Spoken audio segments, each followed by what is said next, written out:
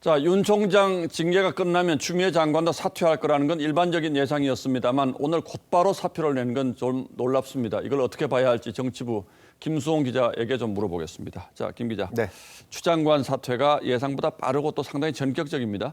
그렇습니다. 오늘 오후에 그 권력기관 합동 브리핑 때만 해도 이 추 장관은 검찰개혁의 소명을 완수하기 위해 앞으로도 최선을 다하겠다고 다짐을 했었는데요. 예. 이 대통령에게 전격적으로 사의를 표명한 겁니다.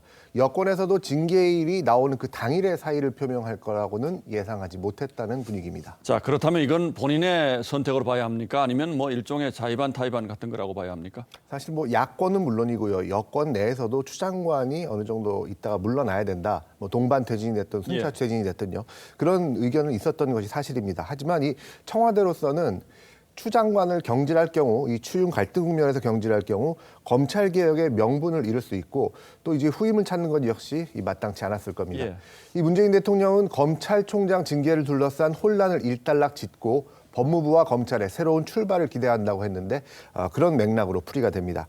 결국 징계 절차를 마무리하고 사의를 수용하는 선에서 이제 교체를 하면서 개혁의 명분과 이 추 장관이 떠나는 모양새를 다 만들어줄 수 있다. 그런 측면이 있겠습니다. 그리고 여권에서는 이제 추 장관이 물러났으니까 윤석열 총장도 더 이상 버틸 명분이 없다. 그러니까 윤 총장 알아서 떠나라. 이걸 좀 기대하는 것 같은데 실제로 윤 총장이 스스로 사퇴할 가능성은 어떻게 보고 있습니까?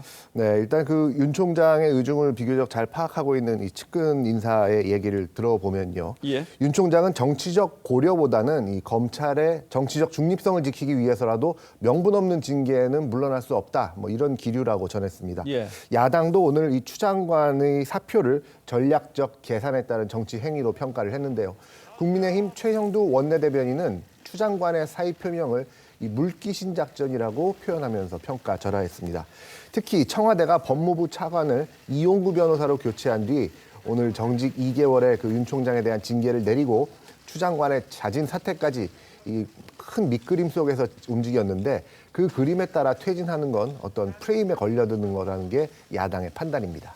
자, 그리고 한편으로 보면 지금 윤석열 총장이 야권의 국민의힘은 꼭 아닙니다만 야권의 대선 지지율 후보 1위에 올라 있는 이것도 어떤 변수가 되지 않을까요?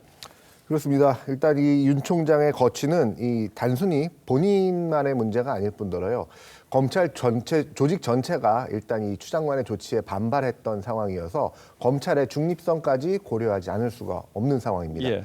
특히 제1야당이 정부와 여당을 제대로 견제하지 못하는 상황에서 윤 총장이 지지율 선두권을 지키는 건 문재인 정부를 견제해달라는 그 어떤 민심도 담겨 있기 때문에 윤 총장이 이런 상황을 종합적으로 감안할 가능성이 커 보입니다. 자, 여러 가지 변수들이 복잡하게 얽혀 있어서 윤 총장이 사실은 사퇴하고 싶어도 사퇴하기 힘든 상황이군요. 네. 예, 알겠습니다. 앞으로 잘 좀 지켜보죠. 잘 들었습니다.